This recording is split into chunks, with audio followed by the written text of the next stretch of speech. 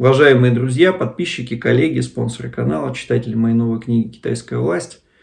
2 года после начала пандемии все российские эксперты по китайской экономике, за одним исключением, говорили о том, что Китай должен восстановиться, и его экономика в первую очередь будет опираться на внутренний спрос.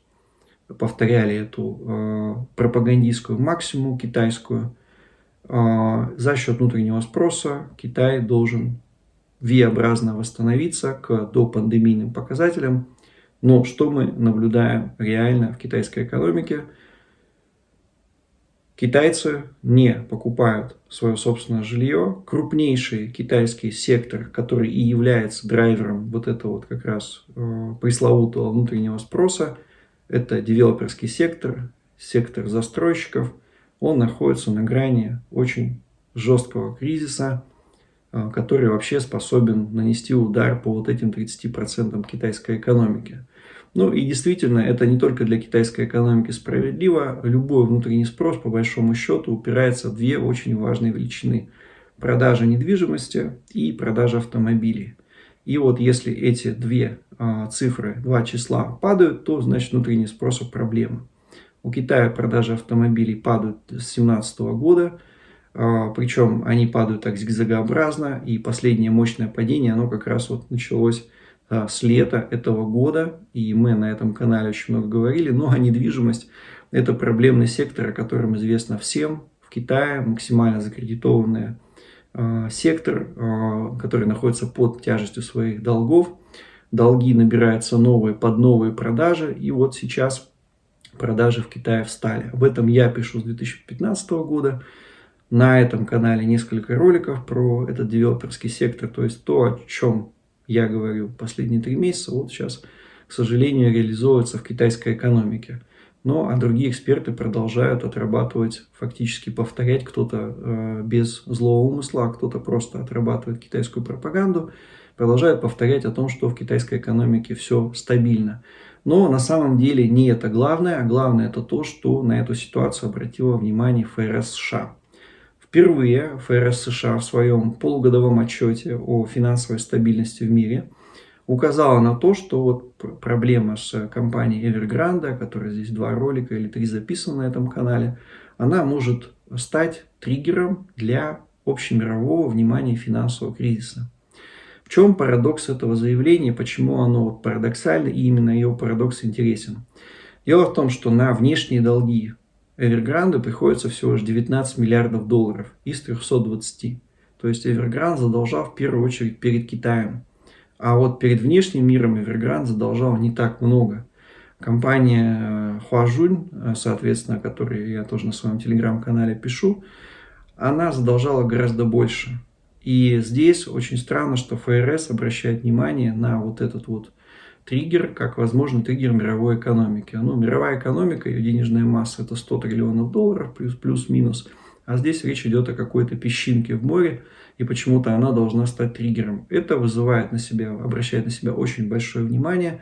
И, скорее всего, речь идет о том, что то, о чем говорят уже трейдеры в течение года, я об этом говорю с ноября прошлого года, что вот этот объем средств постковидного восстановления, в кавычках, огромная денежная масса, она достигла своего пика, она ушла в, соответственно, фондовый рынок, и уже больше нет возможности печатать доллары новые, или евро, или юани, или рубли, и фондовый рынок достиг своего пика. Скорее всего, коррекция очень близко.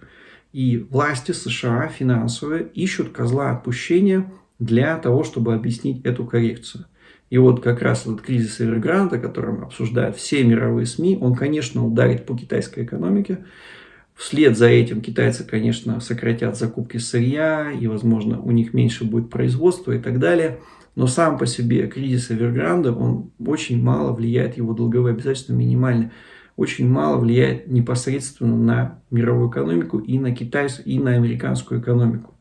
То есть он косвенно, через несколько этапов, конечно, он грозит расширением этого коллапса финансового, экономического, но сразу непосредственно на финансовую ситуацию в США он влияет только психологически. И вот здесь вот как раз возникает возможность того, что администрация США, администрация финансовых властей, финансовая администрация США ФРС ищет, ну, можно сказать, что это и глобальная финансовая администрация, потому что доллар – это глобальная валюта, ищет триггер и козла отпущения для этой ситуации, когда фондовые рынки наконец-то сменят вечно растущий свой тренд с, соответственно, бычьего на медвежий, и начнется падение мировых фондовых рынков. Поэтому на это стоит обратить очень большое внимание. И другим таким, значит, триггером, спусковым крючком, который может назвать ФРС в качестве объяснения, почему произошла эта коррекция, а не потому, что она должна была произойти, и потому что дальше уже невозможно печатать деньги, это может быть операция на Тайване, которую сами американцы могут провоцировать, чтобы она произошла как можно быстрее. То есть Тайвань – это центр производства микрочипов, ну и как следствие, после обвала производства микрочипов, которое будет связано с операцией НОАК на Тайване, после блокады Тайваня, то есть, соответственно, мы этим сокращением микрочипов можно будет объяснить,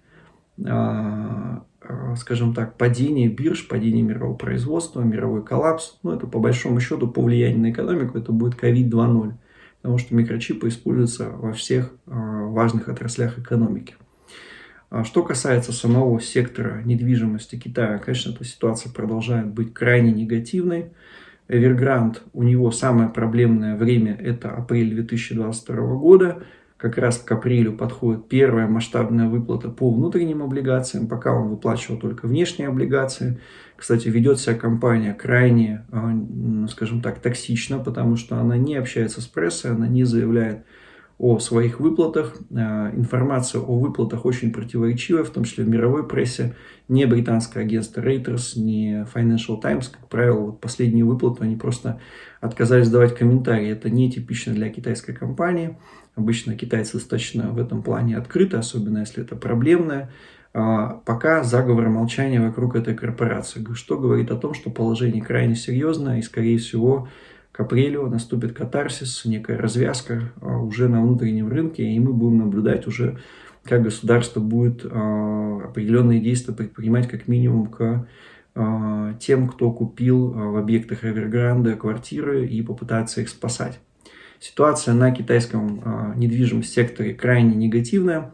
Мы знаем уже из предыдущих роликов, что продажи недвижимости, а это 30% китайской экономики, очень важная величина, она больше, чем в США, больше, чем в Японии. Этот сектор, он переразвит в Китае, это и есть внутренний рынок, о котором так много говорят с 2008 года, за счет спасения которого должен быть спасен Китай. Но вот сам этот драйвер, этот двигатель, он первый идет ко дну, раньше самого корабля. И ситуация негативная. Кроме того, что сами продажи падают на двузначные цифры. В августе почти на 20% продажи в Китае упали. Это, приличным словом это не описать. Это катастрофа в секторе недвижимости. В сентябре эти падение продаж продолжилось, 17% составило. Ну и сейчас порядка 30%, я думаю, 100 крупнейших девелоперов испытывают проблему. В чем проблема? Девелоперский сектор – это гигантская пирамида. Деньги заемные привлекались под будущую стройку.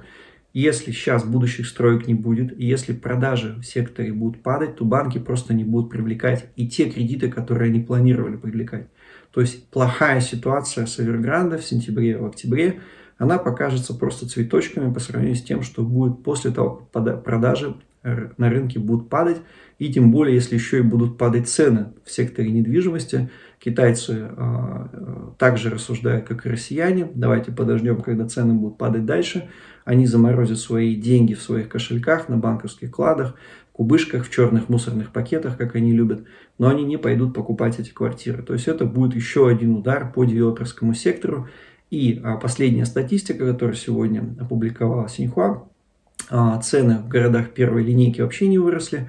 А раньше это было, они всегда росли. То есть в ближайшие 5 лет не было такой ситуации, чтобы китайцы не бежали бы и не покупали квартиры. Сейчас они не бегут и не покупают. То есть цены в городах первой линейки – это самые топ-города, которые являются сосредоточением инвестиционной так называемой недвижимости. Это Пекин, Шанхай, Гуанчжоу, Шэньчжэнь. Вот там вообще ничего не выросло. То есть люди вообще заморозили свою активность на секторе недвижимости. В вторичном жилье, это в новостройках цены не выросли, в вторичном жилье цены вообще упали на 4,4%. Ну, у нас в телеграм-канале там кто-то комментировал, что это за ужасное падение, 0,4%. это не просто падение, это начало отката волны для цунами. То есть это не надо трактовать эти маленькие доли процента как что-то незначительное, это полная смена тренда. Люди, мы понимаем, что Китай ждут не лучшие времена, китайцы еще больше нас понимают лучше, что их ждут не лучшие времена, а они не склонны покупать недвижимость, за счет чего будет спасаться этот сектор. Явно, что цена не будет расти. И для китайцев, которые богатые китайцы, они, в отличие от россиян, богатых покупают не 5 квартир, а 55, они сделают выводы и не будут спешить покупать эту недвижимость. Ну, во второй линейке на новое жилье цены тоже упали. Это города, провинциальные центры на 0,2%. И в третьей линейке они снизились на 0,3%. То есть весь Китай перестал верить в сектор недвижимости. Цены стали снижаться на негативной общей конъюнктуре и проблемах в девелоперском секторе. То есть Китай в ближайшее время, ноябрь, декабрь, январь, февраль, после Нового года, возможно, ждет какой-то удар. Если государство продолжит свою негативную политику, а оно продолжит, потому что это сущностная политика Си Цзиньпина, ограничение сектора недвижимости, введение налога, если он будет введен, причем масштабно в Китае, то сектор будет просто добит. И в одном из роликов я говорил, что очевидно, что Китаю непонятно, куда дальше идти, куда вкладывать, что должно быть сектором развития экономики. Потому что точно так же на 6 триллионов долларов закредитован сектор коммуникаций. 5G практически все города покрыли. Что еще можно вкладывать? Кроме ВПК, развития военного комплекса, который в то же время, в свое время спасал Соединенные Штаты. Кстати, очень долгое время работал на экономику Советского Союза. Кроме этого, я не вижу на самом деле вариантов, как китайскую экономику можно перезапустить, что может стать новым драйвером. Кстати говоря, если у вас есть какие-то варианты интересные, что вы думаете, напишите в комментариях, что может спасти китайскую экономику, кроме жилья и коммуникаций. У меня вот в голову никаких идей не приходит, кроме ВПК, кроме войны масштабной и на десятилетия. И подписывайтесь на канал, кто не подписался, нас почти 70 тысяч. Давайте достигнем 100 тысяч в ближайшие несколько месяцев. Ставьте лайки, это помогает продвижению, комментируйте, подписывайтесь на телеграм-канал. Там гораздо больше информации, и она выходит каждый день по несколько новостных сообщений. Другой важный момент, который вообще не обсуждается практически в наших СМИ, а он сопоставим тоже с ковидом, с эпидемией, это то, что Министерство коммерции США начало расследование в отношении пропажи глобальной нехватки чипов. То есть, о чем мы здесь говорили несколько роликов. Все это гигантское событие, что в мире, не только в Китае, пропали чипы. Где-то в периоды с мая по июнь нехватка чипов составила 10-30% по отраслям. В Китае не хватало 20-30% чипов автомобильной только промышленности. И Китай запустил 5-ю скорость в собственной программе производства чипов. Что-то произошло на Тайване, что заставило сократиться производство чипов на 30%. Почему это не было так сильно не обсуждалось? Потому что эта тема касалась только очень узкого сектора людей, производства чипов, которые касались микроэлектроники, продажи бытовой техники, а потребители просто почувствовали рост цен. Ну и списали это на ковид. Но реально в автомобильном промышленности рост цен очень большой. Кто-то сократил производство. Сегодня АвтоВАЗ вообще говорит о закрытии производства из-за нехватки микрочипов. Вот это уже на слуху, но нехватка, она существует с мая. И высказывались только очень странные версии. Отдельный ролик есть про это, что чипы закончились из-за того, что засуха на Тайване. Это немножко бредовая идея, потому что если это мировая микроэлектроника, то для Тайваня вы подвозили бы воду бы и откуда только могли бы подвозить из Кореи, из Японии, из Филиппин, из того же Китая, Вьетнама, но этого не делали.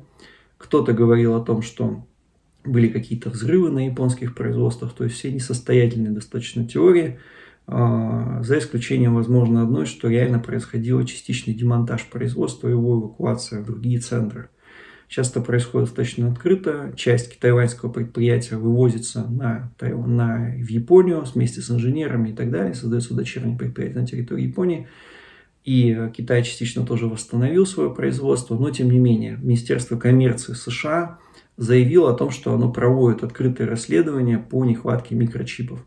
Ситуация тоже парадоксальная, как и заявление ФРС, потому что на самом деле тайваньский производитель микрочипов ТСМК, соответственно, заявил о том, что тоже расследует эту причину. То есть вплоть до того, что директор этого предприятия, крупнейшего в мире, заявил о том, что ему неизвестна причина. Он сам свой отдел продаж как будто бы не контролирует, эти гигантские партии. Ему неизвестно, куда исчезли. Он будет исследовать эти вопросы, куда они могли деться. Его ответ официально был такой: вовсе не засуха, вовсе не нападение инопланетян и не распространение ковида на поверхности микрочипов. Нет, был ответ очень простой.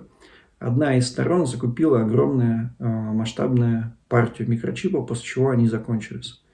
Очевидно, что влияние США на Тайване в нынешний момент гораздо больше, чем влияние Китая. И, скорее всего, это произвели сами американцы, такую гигантскую закупку в преддверии возможных кризисов вокруг Тайваньского пролива.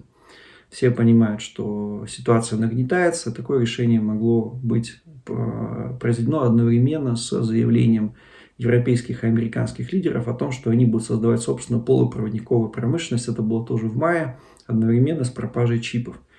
Скорее всего, эти чипы и производство и все остальное уехали в США, но Китай недополучил эти чипы. Но американцы, вор кричит «держи вора», американцы пытаются сейчас провести расследование, скорее всего, по результатам которого будет объявлено о том, что Китай является основным вот как раз виновником глобальной нехватки микрочипов.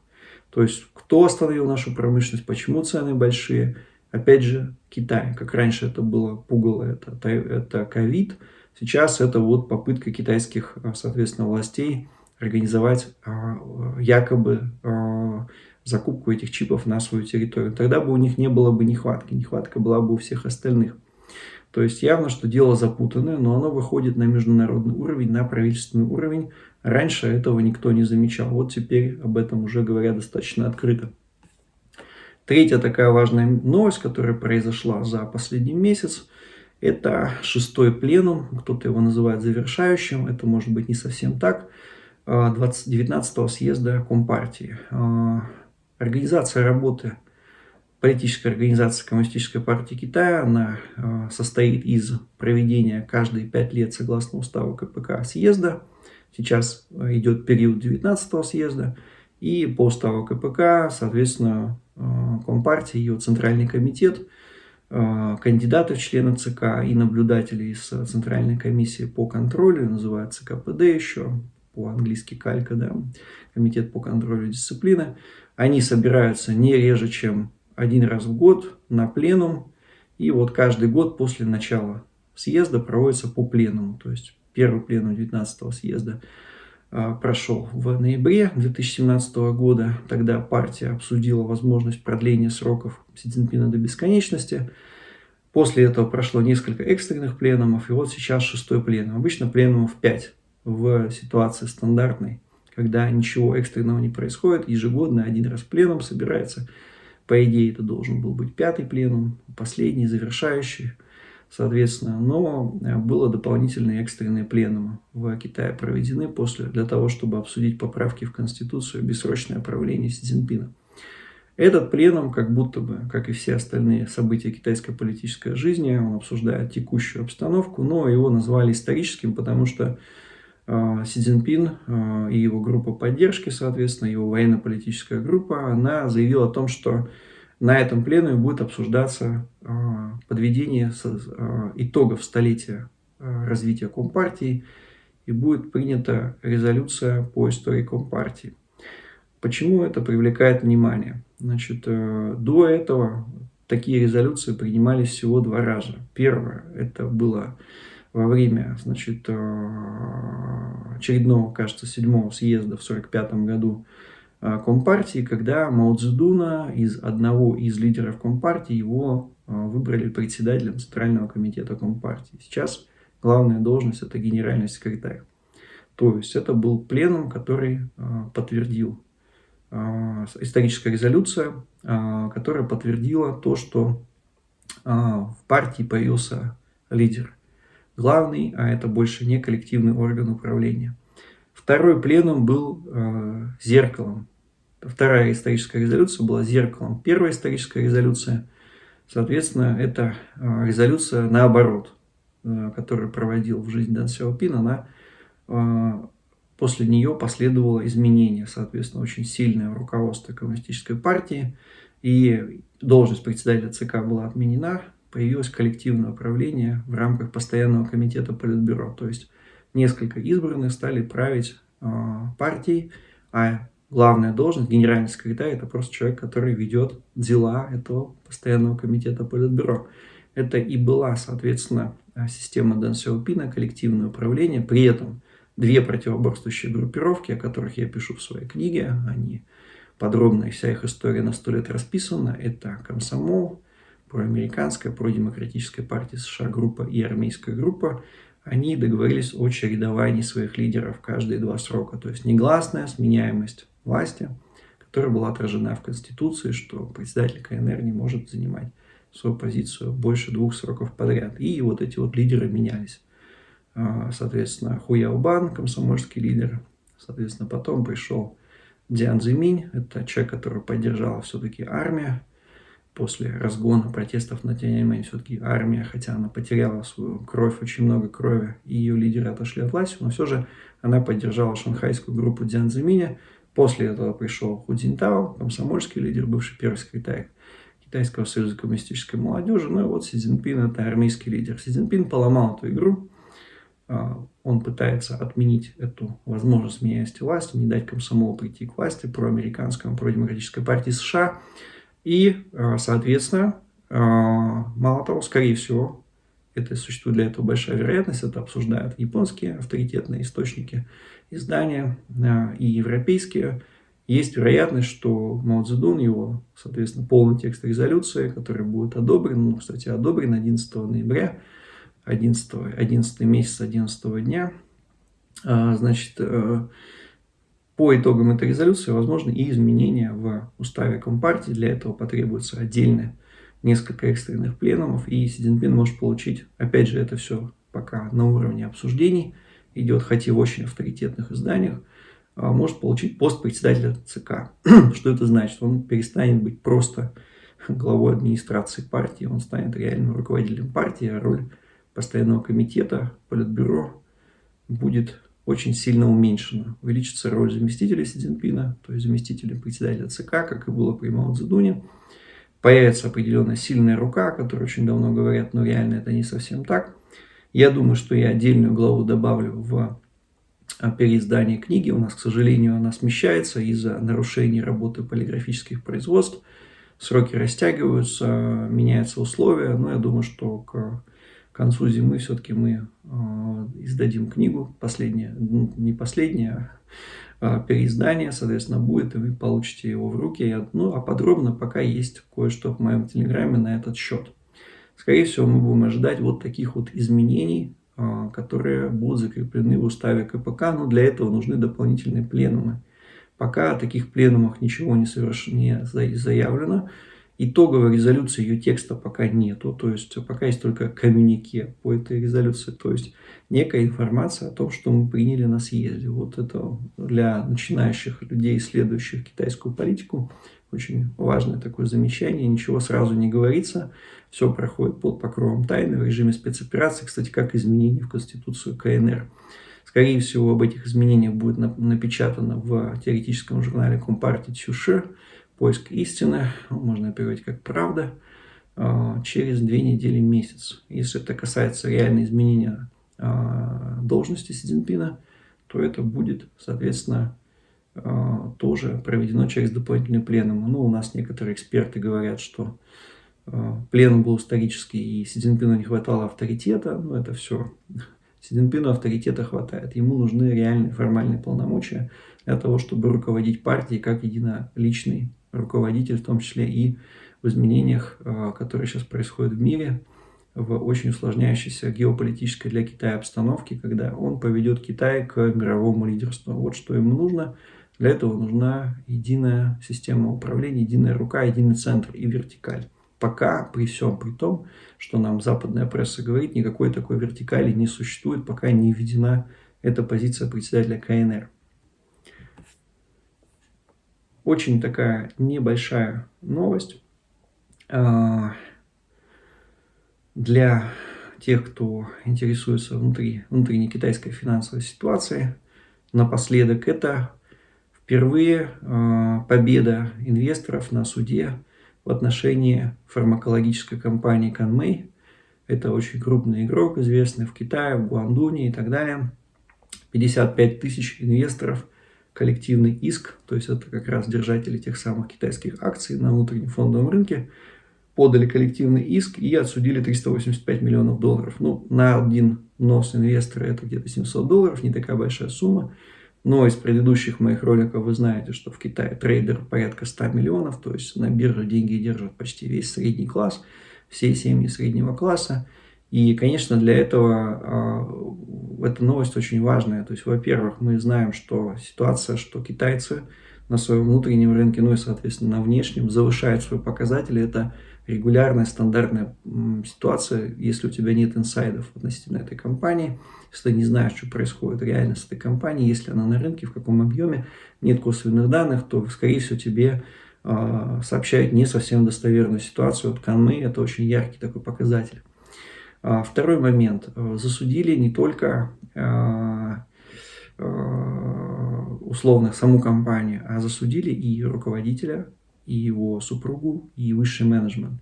О чем это говорит? Что и мы знаем по ситуации с Evergrande, что руководителя фактически заставили продавать свое имущество, он продал свою виллу, продал свои бизнес-джеты и так далее. И вот здесь то же самое. То есть фактически, если ты обманывал на рынке, соответственно, инвесторов, то ты будешь отвечать собственным имуществом. Это очень неприятная ситуация. И после нее становится понятным, почему многие руководители китайских компаний, например, Pinduoduo, покинули свои посты генеральных директоров этих компаний. Скорее всего, они защищают свое имущество. Им намекнули и сказали прямо, что будут суды в случае того, что будут проблемы с регуляторами. И они будут платить своим имуществом за обманутых, соответственно, вкладчиков, инвесторов на фондовых рынках. Ну и последнее, очевидное, это то, что продолжают резать рынок частных инвестиций в Китае. Это очевидно, этот тренд продолжается на государствление экономики, на всесилие регуляторов и на попытку полностью переформатировать Си Цзиньпином свою систему экономики, с которой мы будем жить в следующие 10-15 лет. Спасибо большое, ставьте лайки, помогает продвижению канала. Комментируйте видео, рассказывайте своим друзьям, знакомым в соцсетях, Facebook, Контакты и так далее. Подписывайтесь на телеграм-канал. Спасибо большое.